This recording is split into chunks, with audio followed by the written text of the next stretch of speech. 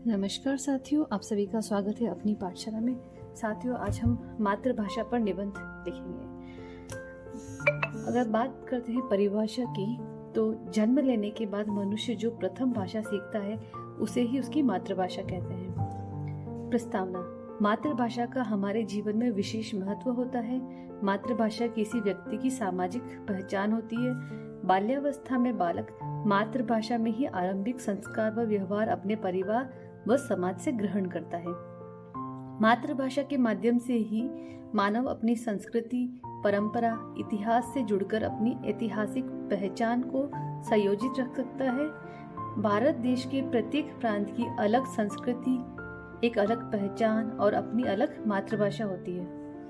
जैसे राजस्थान की निवासी की मातृभाषा राजस्थानी भाषा उसकी पहचान है। मातृभाषा का महत्व: निज भाषा उन्नति अहे सब उन्नति को मूल, बिन निज भाषा ज्ञान के मिटत न हिय को सूल।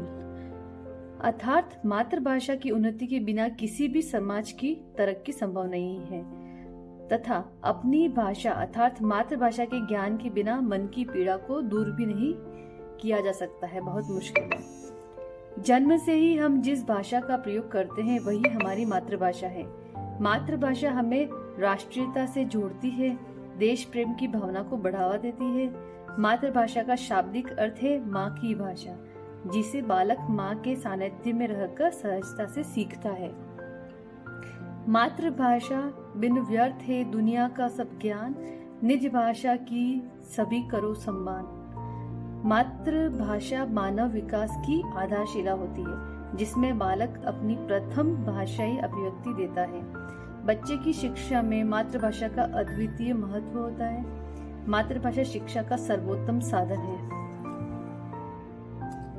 मातृभाषा के महत्व को निम्नांकित बिंदुओं से समझा जा सकता है। मानसिक विकास: मानव में विचारों का प्रवाह मातृभाषा में होता है एवं वैचारिक शक्ति से ही तीव्र मानसिक विकास होता है। अर्थात सशक्त मातृभाषा ही सुदृढ़ मानसिक विकास का आधार होती है। सामाजिक विकास: भाषा में साहित्य का निर्माण होता है। भाषा साहित्य के द्वारा ही समाज में परिवर्तन होता है एवं सामाजिक विकास होता है। अर्थात मातृभाषा इस कार्य के लिए सर्वोत्तम साधन है। व्यक्तित्व का विकास: बालक के व्यक्तित्व का विकास अपनी मातृभाषा के ज्ञान पर निर्भर करता है। बालक के बौद्धिक, सांस्कृतिक, नैतिक व सामाजिक विकास में मातृभाषा की अहम भूमिका होती है। मातृभाषा से मस्तिष्क व हृदय स्वतंत्रता पूर्वक कार्य करते हैं, जिसमें सुनने, बोलने, लिखने व पढ़ने आदि इंद्रियों का सर्वांगीण विकास होता है। जबकि यदि शिक्षा में अन्य भाषा का प्रयोग किया जाता है तो मानसिक तनाव व शारीरिक अवयवों जैसे हृदय आदि पर दबाव बढ़ जाता है। अतः व्यक्ति के व्यक्तित्व की पहचान मातृभाषा में निपुणता व सहजता से होती है। सृजनात्मकता का विकास: मातृभाषा में व्यक्ति स्वतंत्र चिंतन, मनन, वैचारिक अभिव्यक्ति कर सकता है, जिससे उसमें स्वतंत्र मौलिक चिंतन के द्वारा सृजनात्मकता का विकास होता है। विचारों की अभिव्यक्ति का उत्तम साधन: मानव अपनी मातृभाषा के द्वारा अपने विचारों को सहजता पूर्वक लिखकर, पढ़कर या बोलकर अभिव्यक्त कर सकता है। संस्कृति का महत्व: मानव को अपने मूल संस्कारों का सर्वप्रथम ज्ञान मातृभाषा के माध्यम से होता है।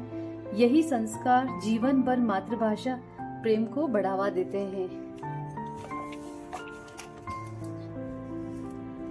अब मातृभाषा के रूप में हिंदी भारत की सबसे अधिक बोली जाने वाली व समझी जाने वाली भाषा है। अर्थात मानक रूप में हिंदी हम भारतीयों की मातृभाषा है।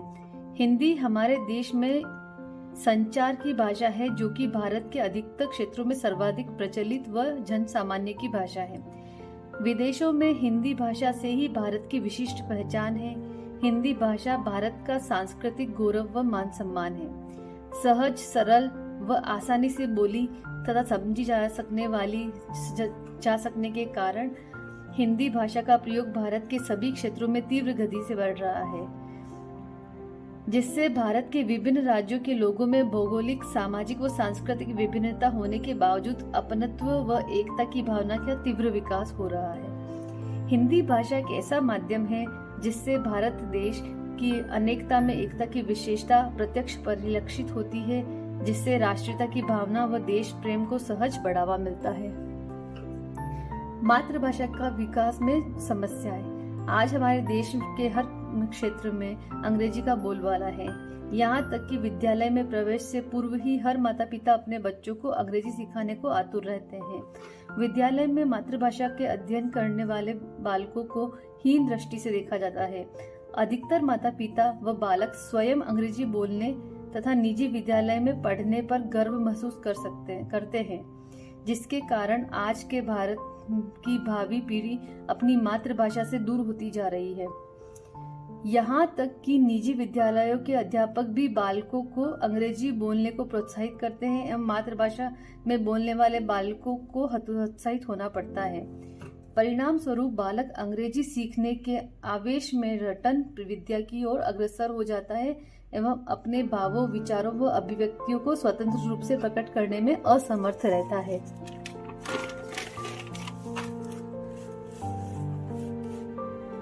मातृभाषा के गीतों को विद्यालय में गाने में भी बच्चे को हतोत्साहित किया जाता है, जिसका अर्थ यह है कि हम बच्चों को अपने परिवेश, संस्कृति व उनके जड़ों से काट देना चाहते हैं। यह प्रक्रिया अनभिज्ञ बालक के साथ बचपन से ही प्रारंभ हो जाती है, जो धीरे धीरे बालक को अपनी संस्कृति, परिवेश व मातृभाषा से अनभिज्ञ दूर कर देती है।